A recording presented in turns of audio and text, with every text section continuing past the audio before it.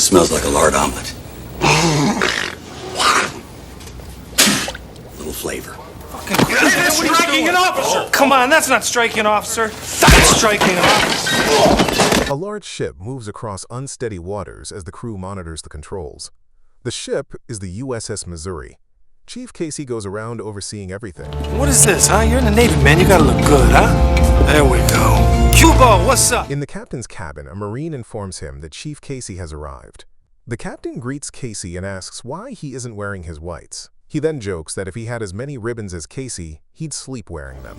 And if I had your ribbons, I'd wear them to bed. Yes, sir. Commander Krill interrupts, warning the timing is bad. Casey agrees for once, explaining he has 50 gallons of soup to cook for the captain's upcoming birthday. The captain allows him to leave, telling him not to return until after the ceremony. After Casey exits, Krill questions why the captain tolerates Casey, even though he is just a cook. The captain shrugs, saying he doesn't know and that Krill should let the man be.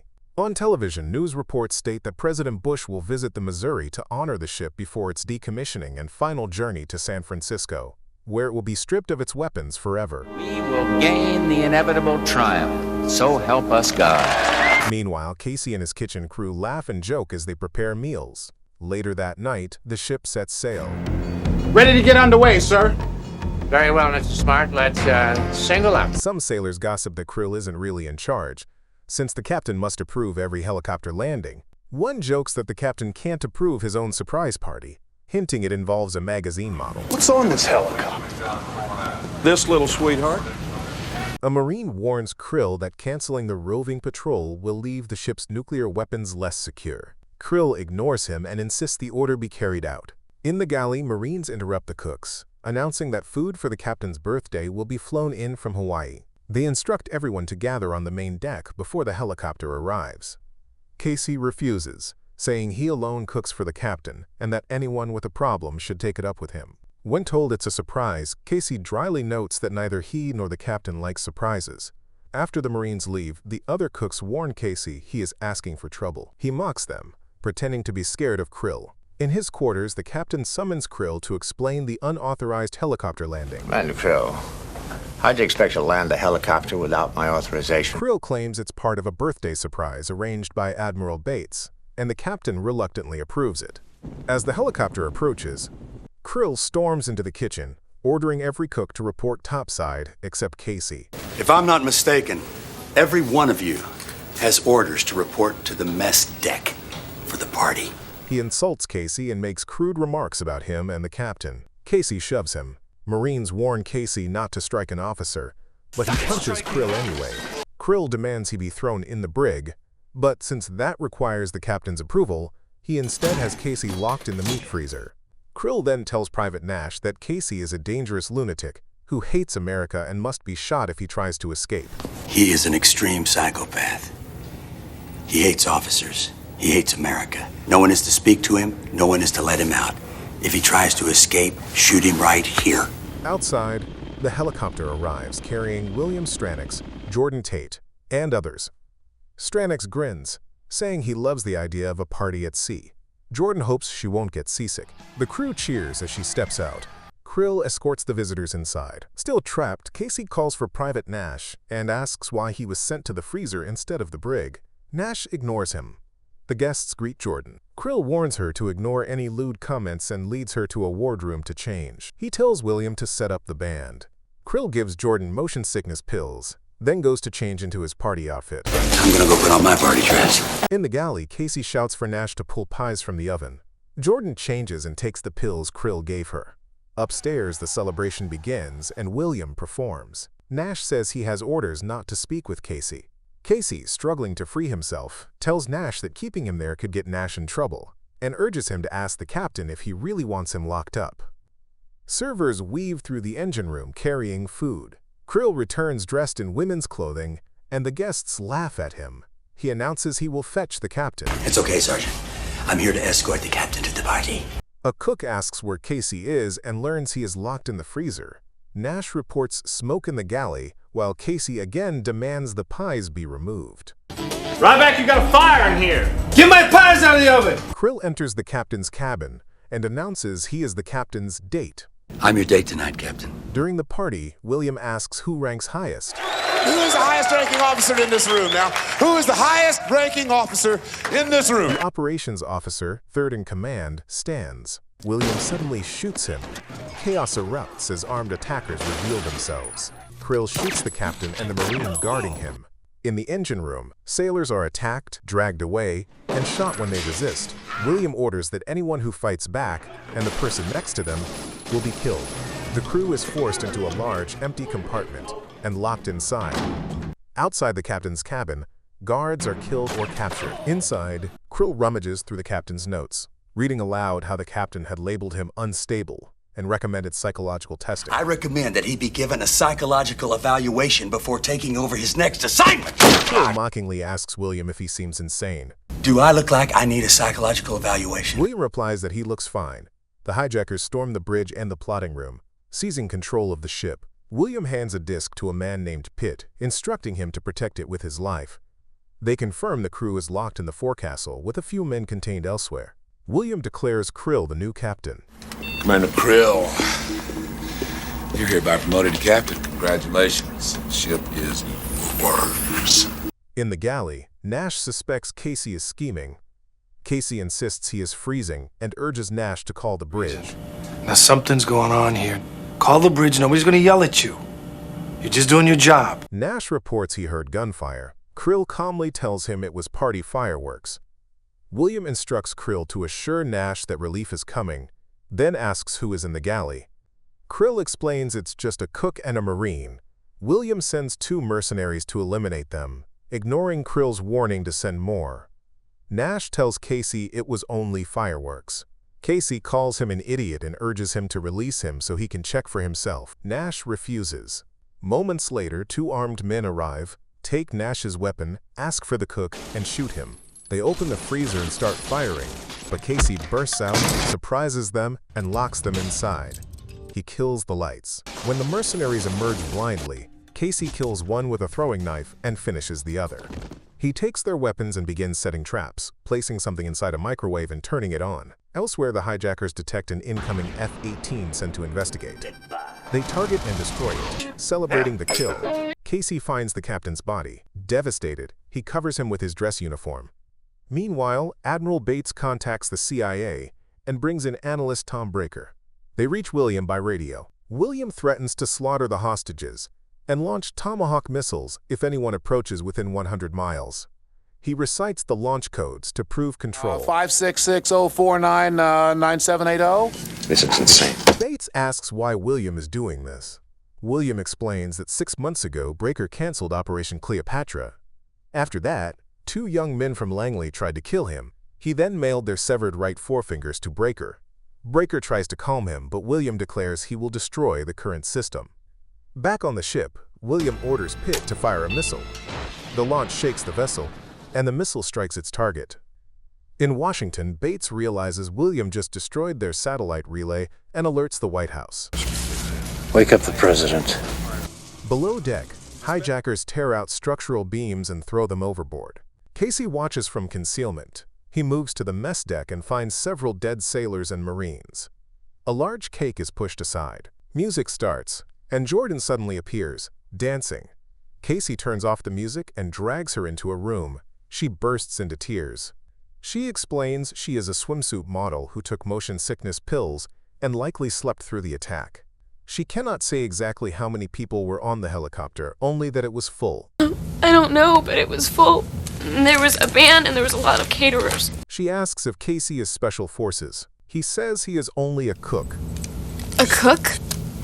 Oh my God, we're gonna die. On the command net, officers list the remaining weapons to Admiral Bates, 8 Tomahawk missiles with nuclear warheads. Bates asks the CIA about William. He learns William was once funded for a covert mission to sink a North Korean nuclear submarine. He was useful for his recklessness, but later became rogue and escaped neutralization. On board, William arranges a rendezvous with a submarine. One of his men reports 2 teammates missing. Krill admits he warned more men were needed. Casey hides Jordan in a locker and warns her to stay silent. She begs to come with him. He says she must be invisible if she does, and promises to arm her if necessary. William and Krill reach the galley and see the aftermath. William concludes a professional handled the attackers. Krill tries to dismiss Casey as an idiot, but William is not convinced. Suddenly, the microwave Casey left running detonates. What was that? That was a bomb, jackass. He used the microwave as a detonator. Come here. You secure everything between here and the CIC. You spot anything, you radio at once for backup. You don't get creative, you call for help. You understand? Krill is baffled by the explosion, but William understands immediately that it is Casey's work. The blast confirms that Casey is dangerous and highly capable. William demands to see Casey's personnel file. I would like to see the ship's personnel file on this plain and simple cook, Mr. Krill. Admiral Bates and his staff prepare a response. They will attempt to send SEAL teams to disable the ship's radar and weapons. If that fails, they will order airstrikes to destroy the Missouri. Krill searches for Casey's record and discovers it not among the standard files, but in the captain's private cabinet. The file reveals Casey is an ex-SEAL with extensive awards and training in explosives, weapons, and close-quarters combat. As Krill reads this, a mercenary enters to report 2 more of William's men are missing. William snaps at Krill for not checking his file properly. Elsewhere, Jordan groans about carrying heavy gear. Casey tells her he'll carry it if she agrees to kill anyone who gets in their way. He promises to return quickly, slips out, silently takes down a guard, and steals equipment. He launches a lifeboat and sets up a small parabolic antenna on it. While William's men continue welding and modifying the ship, Casey uses the antenna to contact Admiral Bates. He reports Krill's collaboration and explains that the hijackers are building a system to offload Tomahawk missiles. The Admiral orders Casey to coordinate with the incoming strike team and hold position until they arrive. I want you to coordinate your efforts with us. You understand that? Jordan listens to him speak and realizes Casey is clearly not just a cook. Casey admits he cooks, but he is trained for much more. He tells her to hide while he moves toward the helicopter where mercenaries are gathered. Out on deck, William asks Krill what he'll do with $200 million. Krill says he would buy political power. Meanwhile, Casey builds a crude timed explosive using flammable liquid and a grenade. Mercenaries spot him and open fire. Casey severs a wire, dives overboard, and the helicopter explodes. Someone finds Jordan hiding. She screams that she doesn't know what happened. Casey suddenly returns, kills several attackers, rescues her, and they sprint back inside. Together, they set traps. When their pursuers charge, a hatch erupts into flames from another explosive. William complains that the cook is becoming an intolerable problem. Krill claims he has a plan. He will trigger the forecastle sprinkler system to flood the trapped crew. He predicts Casey will risk his life trying to save them. As Casey and Jordan move through the ship, they hear tapping in Morse code from behind a sealed bulkhead. Casey uses a welding rig to cut the hatch and then kicks the door open. Johnson, you get over here and you guard that door. Anybody comes through, you shoot them. The trapped sailors are relieved to see him. Casey explains the situation and arms them. The hijackers detect a power fluctuation and determine the weapon system will be offline for about 30 minutes. Krill broadcasts images of flooding and chaos to intimidate the sailors. Casey insists they must save the crew. They spring an ambush, neutralize guards near the forecastle, and shut off the sprinkler feed. During the firefight, Admiral Bates calls. Jordan answers. He demands to know who she is and where Casey is. She reports heavy fighting. He scolds Casey for breaking orders, but finally authorizes any action necessary to support the incoming SEALs. You have some good luck there, sailor. I'm out. Casey leads a running assault across the ship, killing mercenaries as he and Jordan push toward the deck. Jordan refuses to stay behind. The SEALs approach, and Mr. Pitt spots them. William orders a strike, but the ship's weapons suddenly fail. The entire system goes dead. Shit, I lost the phalanx. The whole thing's dead. We're sitting ducks. They contact the submarine. Casey hears incoming helicopters and tells Jordan that help has arrived. At that moment, the submarine fires RPGs, destroying the helicopters. Seeing this, Admiral Bates decides a full air assault is now the only option.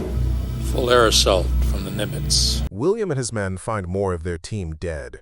William mutters that hiring this cook would have been worth any price. Meanwhile, the hijackers begin moving Tomahawks toward the submarine. Jordan assists Casey as he dismantles grenades and other ordnance to build an improvised bomb. Casey swims from the Missouri to the submarine. While swimming, he is spotted and fired upon. He keeps going despite being hit by a falling anchor. He reaches the hull, plants the bomb and detonates it. Wounded, he swims back, and when an attacker aims to finish him, Jordan shoots the gunman. William and Krill discover their submarine can no longer dive. Krill claims he can repair it. William vows to strike Hawaii. Mr. Pitt reports that the ship's weapons network is down and their situation is collapsing. William grabs a rifle, ranting, and morale among his men shifts uneasily. Casey and Jordan regroup with the freed sailors. They analyze the damaged submarine and plan an attack. Casey notices the Missouri's main deck guns still have ammunition. Mr. Pitt manages to partially restore the weapon system. While William watches, Casey and his team load the big guns.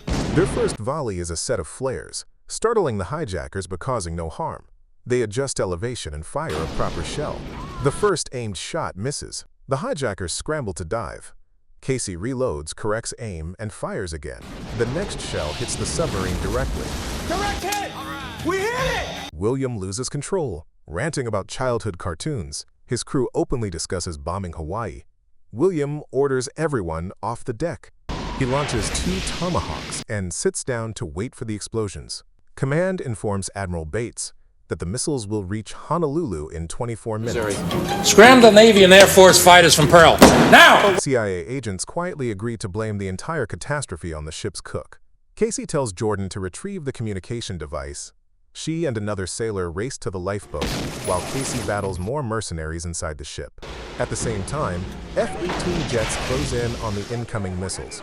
Casey reaches the plotting room but encounters William.